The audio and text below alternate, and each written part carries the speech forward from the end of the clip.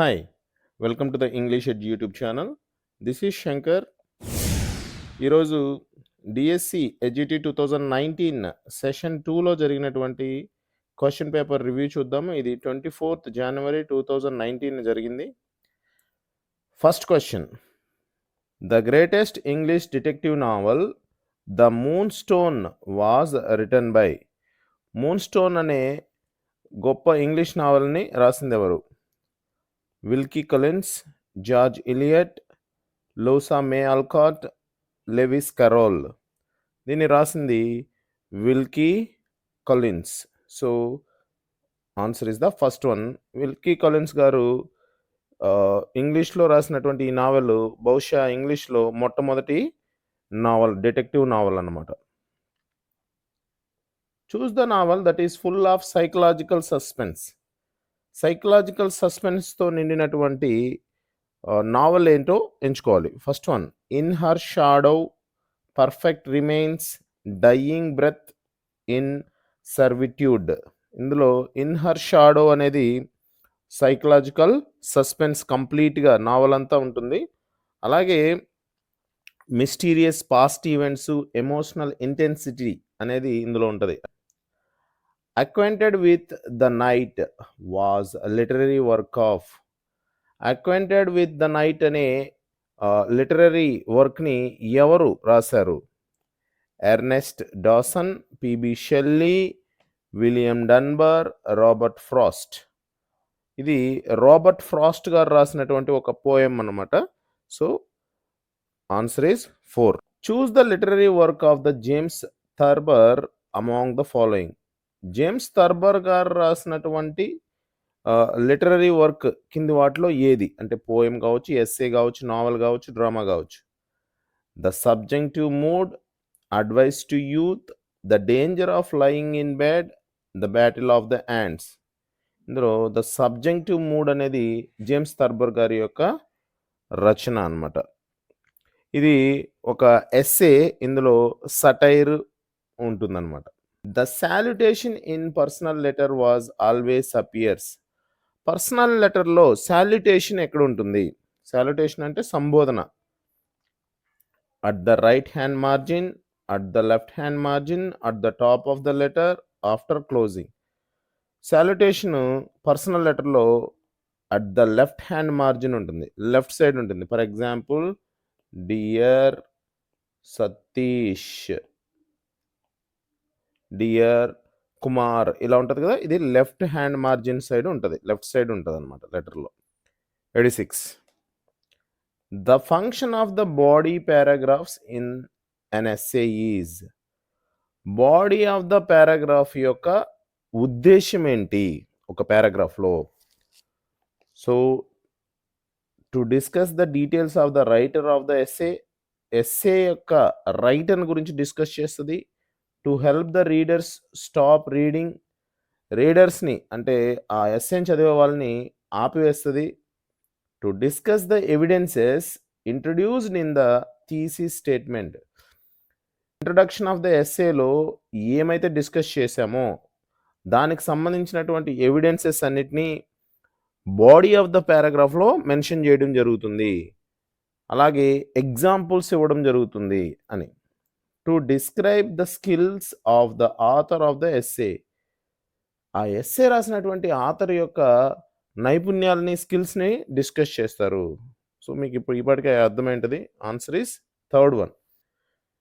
Shekhar goes to dash school for study.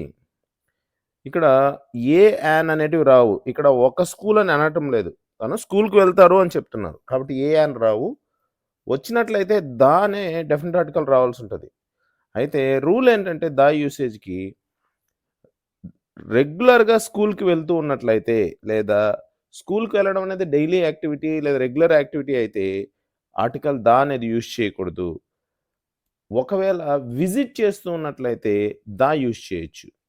కాబట్టి article దా కూడా రాదు, ఎందుకంటే తను డైలీ స్కూల్కి వెళ్తాడు చదువుకోవడానికి. So no article is the right answer. Choose the sentence with the correct use of article. కింది వాటిలో ఆర్టికల్ని కరెక్ట్గా ఎక్కడ యూజ్ చేశారో కనుక్కోవాలి. She went to the home with her father. So, ఇక్కడ ద యూజ్ చేయడం జరిగింది. షీ వెంట్ హోమ్ అని అనాలి. వెంట్ టు ద హోమ్ అనాలి. వెంట్ టు ద హోమ్ అనేది కరెక్ట్ యూసేజ్ కాదు. ఇంటి ముందర ద అనే ఆర్టికల్ అన్నెసెసరీ అనమాట. So, this one is wrong. Next I have taken a milk. ఇది మెటీరియల్ నౌన్. మెటీరియల్ నౌన్ అనేది ముందు ఏ అనేటివి యూజ్ చేయడము ప్రొహిబిటెడ్. యూజ్ చేయకూడదు. కాబట్టి this one is wrong. Next fourth one చూడండి. This is a most useful book. ఇక్కడ most అనేది సూపర్లేటివ్ డిగ్రీ లేదా అడ్జెక్టివ్. సో, ఈ సూపర్లేటివ్ డిగ్రీ ముందు ద అనేది ఎప్పుడు యూజ్ చేయవలసి ఉంటుంది. కాబట్టి దిస్ వన్ ఈజ్ రాంగ్. ఇక్కడ third one the Nehrus are rich. Nehru అంటే ఒక పర్సన్ నేమ్. అలా కాకుండా ద నెహ్రూస్ అనంటే అది ఒక ఫ్యామిలీ నేమ్. అంటే నెహ్రూస్ అని లేదా నెహ్రూ అని కలిగి ఉండేటటువంటి పర్సన్స్ అందరికీ ఇది వర్తిస్తుందనమాట. నెహ్రూ కుటుంబం అని అర్థం ద నెహ్రూస్ అంటే. కాబట్టి ద యూజ్ చేయడం ద్వారా ఫ్యామిలీని మెన్షన్ చేశారు కాబట్టి అది కరెక్ట్ యూసేజ్ అనమాట ఆర్టికల్ ద అనేది. So answer is 3. Choose the correct preposition that fits the blank. సరైన ప్రిపోజిషన్ యూజ్ చేయాలి ఈ సెంటెన్స్లో. Fortune seemed to smile dash him. దీనికి upon is the right answer. మిగిలినవన్నీ ఇర్రెలవెంట్. అది యూజ్ చేయం, బేసికలీ యూజ్ చేయమన్నమాట. Fortune seems to smile upon him అంటే లక్ అతన్ని ఫేవర్ చేస్తుంది అని అర్థం. సో ఆన్సర్ ఏంటి? Smile upon. Next choose the sentence in which the preposition with is used correctly. ఈ కింద ఇచ్చిన 4 సెంటెన్స్లో విత్ ఎక్కడ కరెక్ట్గా యూజ్ చేయబడింది చూడండి. First one confide your secret with none. So ఇక్కడ సీక్రెట్స్ ఇన్ నన్ అనాలి. సీక్రెట్స్ ఇన్ నన్ అంటే ఎవరితోనూ నీ రహస్యాన్ని పంచుకోకు అని. ఇక్కడ తెలుగులో విత్ అనేది కరెక్ట్గా అనిపిస్తుంది, బట్ ఇంగ్లీష్ లాంగ్వేజ్ ప్రకారము ఇన్ అనేది correct usage. He exchanged the cow with the horse. ఇది కూడా మనకు సౌకర్యంగా ఉంటుంది యూజ్ చేయడానికి. విత్ అనేది కౌ విత్ ద హార్స్ అంటే అతను ఆవుని గుర్రంతో మార్చుకున్నాడు అని ఉంటుంది. కానీ ఇంగ్లీష్లో ఫర్ యూజ్ చేయాలి. కౌ ఫర్ ద హార్స్ అంటే సో ఆవుని గుర్రంతో మార్చుకున్నాడు అని అర్థం. ఫర్ యూజ్ చేయాల్సి ఉంటుంది. Third one I disagree with you on this point. So దీని మీనింగ్ ఏంటంటే డిసగ్రీ విత్ అంటే దేంతోనైనా ఏకీభవించకపోవడం. దీని మీనింగ్ ఏంటంటే I disagree with you on this point అంటే నేను నువ్వు చెప్పేదానితో ఏకీభవించను, ఒప్పుకోను అని అర్థం అనమాట. So this is correct usage. The king confided with his మినిస్టర్స్లో with బదులుగా ఇన్ ఉండవలసి ఉంటుంది. దీని మీనింగ్ ఏంటంటే the king confided in his ministers అంటే రాజు తన మంత్రులు చెప్పిన దానికి ఒప్పుకున్నాడు అని అర్థం అనమాట. So answer is 3. Next he apologised to me for his rude behaviour dash I agree to go him. అంటే తన ప్రవర్తనకి లేదా తన దురుస్ప్రవర్తనకి తను నాకు క్షమాపణ చెప్పాడు, నేను అతనితో వెళ్ళడానికి ఒప్పుకున్నాను అని. ఇందులో ఏది సెట్ అవుతుంది? More over, however, consequently, similarly. More over అంటే అంతేకాకుండా, హవెవర్ అంటే అలా అయినప్పటికీ, కాన్సిక్వెంట్లీ అంటే ఆ కారణంగా, సిమిలర్లీ అంటే అదే విధంగా. సో కరెక్ట్ యూసేజ్ ఏంటంటే కాన్సిక్వెంట్లీ. కాన్సిక్వెంట్లీ అనేది రీజన్ చెప్తుంది. ఇక్కడ సెకండ్ యాక్షన్ జరగడానికి ఫస్ట్ యాక్షన్ రీజన్ అనమాట. He apologised to me for his rude behaviour consequently I agree to go with him. తన తప్పుడు ప్రవర్తనకి తన క్షమాపణ చెప్పాడు, ఆ కారణంగా నేను అతనితో వెళ్ళడానికి ఒప్పుకున్నాను అని. So answer is 3. Choose the word that can be used as a noun and a verb. Noun గాను వర్బ్ గాను యూజ్ చేసే వర్డ్ ఏంటి? కలెక్ట్ అనేది ఆల్వేస్ వర్బ్. ఎక్స్పీరియన్స్ అనేది నౌన్ గాను అలాగే వర్బ్ గాను యూజ్ చేయడం జరుగుతుంది. రైట్ అనేది వర్బ్, ఇమాజిన్ అనేది వర్బ్. ఫర్ ఎగ్జాంపుల్ ఎక్స్పీరియన్స్ అనేది నౌన్గా ఎక్కడ యూజ్ చేస్తారంటే హీ గాట్ ఎక్స్పీరియన్స్. ఇందులో ఎక్స్పీరియన్స్ అనేది నౌన్. అలాగే హీ ఎక్స్పీరియన్స్డ్ ఇట్. ఇందులో ఎక్స్పీరియన్స్ అనేది ఏమైంది? వర్బ్ అయింది. సో, వర్బు నౌన్‌గా యాక్ట్ చేసే only word experience.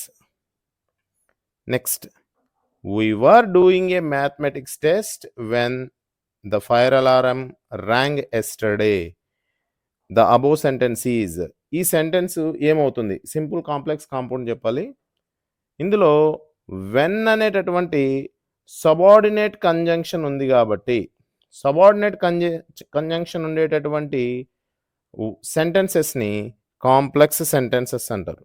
So, complex sentence అవుతుంది. ఇంకో విధంగా చెప్పాలి అని అంటే దీన్ని 2 రకాలుగా విడగొట్టొచ్చు. We were doing a mathematics test, ఇది ఒక మెయిన్ క్లాజు. దీన్ని మనం ఇండిపెండెంట్ క్లాజ్ అంటాము. ఇది సొంతంగా మీనింగ్‌ని ఇస్తుంది. అలాగే ఒక ఫైనైట్ వర్బ్‌ని కలిగి ఉంటుంది. When the fire alarm rang అనేది ఇది ఒక సబార్డినేట్ క్లాజ్ అవుతుంది లేదా డిపెండెంట్ క్లాజ్ అవుతుంది. సో, ఒక మెయిన్ క్లాజు, ఒక సబార్డినేట్ క్లాజ్ కలిగి ఉండేదాన్ని కూడా కాంప్లెక్స్ సెంటెన్స్ అంటాం. So, answer is 4. Don't eat too many biscuits. The above sentence is. Don't eat too many biscuits అంటే నువ్వు ఎక్కువ బిస్కెట్లు తినద్దు అని.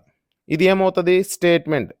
స్టేట్మెంట్ అనేది ట్రూత్‌ని కానీ, నిజాలని కానీ, సత్యాలను కానీ, జరుగుతున్న వాటిని యథాతథంగా చెప్తుంది. ఆస్క్స్ క్వశ్చన్, ప్రశ్నించడం. ఇది ప్రశ్న కాదు, ఎందుకంటే అందులో ఎటువంటి ప్రశ్న గుర్తు లేదు.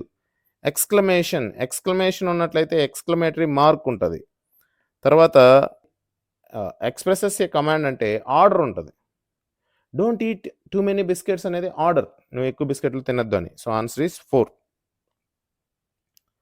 చూస్ the sentence that does not denote the future.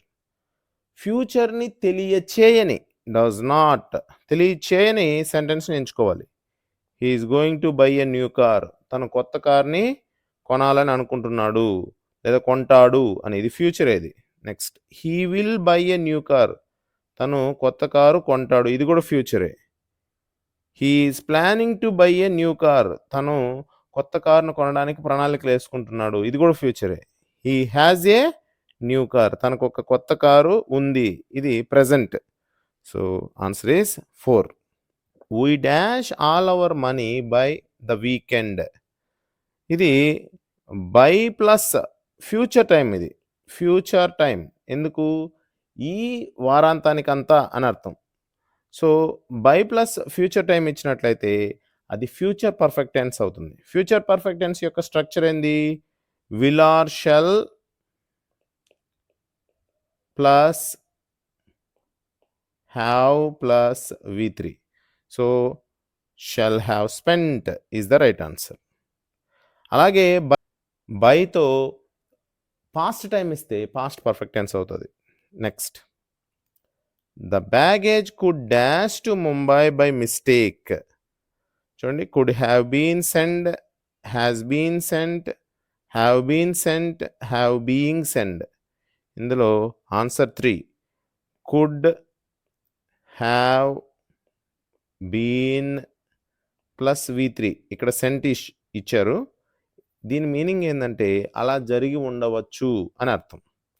అంటే వాళ్ళ బ్యాగేజ్ని, లగేజ్ని బాంబేకి పంపించి ఉండవచ్చు పొరపాటున అని అర్థం. So, answer is 3. Choose the word with correct syllabic division. Syllabic division కరెక్ట్గా ఏది చేశారు? Fragment word. ఇందులో 2 వవల్స్ ఉన్నాయి. ఒక్కో సిలబల్లో మినిమం ఒక వవల్ అయినా ఉండాలి. అలాగే చూడండి, దీన్ని ఏ విధంగా చేయొచ్చు అంటే ఫ్రాగ్మెంట్. సో, కరెక్ట్ సిలబిఫికేషన్ ఇది. సో, ఇక్కడ ఏ ఉంది, అక్కడ ఈ ఉంది, కాబట్టి answer is 3. Next, find the word that does not have a homophonic sound. గుర్తుంచుకోవాలి, ఇది to the sound of the underlined letters. ఇక్కడ ఓ కింద అండర్లైన్ ఉంది. ఇందులో హోమోఫోనిక్ సౌండ్ అంటే same sound. Do not have homophonic sound అంటే same sound లేనటువంటి వర్డ్ని కనుక్కోవాలి. దీన్ని ఫుడ్ అంటారు. ఇక్కడ ఊ సౌండ్ ఉంటుంది. దీన్నే ఫొనెటిక్స్ ప్రకారం ఇట్లా రాస్తారు. యూ రాసి కోలన్ పెడతారు. ఇక్కడ లుక్, ఇక్కడ ఊ సౌండ్ ఉంటుంది. దీన్ని ఫొనెటిక్స్ ప్రకారం ఈ విధంగా రాస్తారు. ఇక్కడ టుక్ ఊ సౌండ్, గుడ్ ఊ సౌండ్. సో, ఈ 3 సౌండ్ని ఫొనెటిక్స్ పరంగా ఈ విధంగా అంటారు.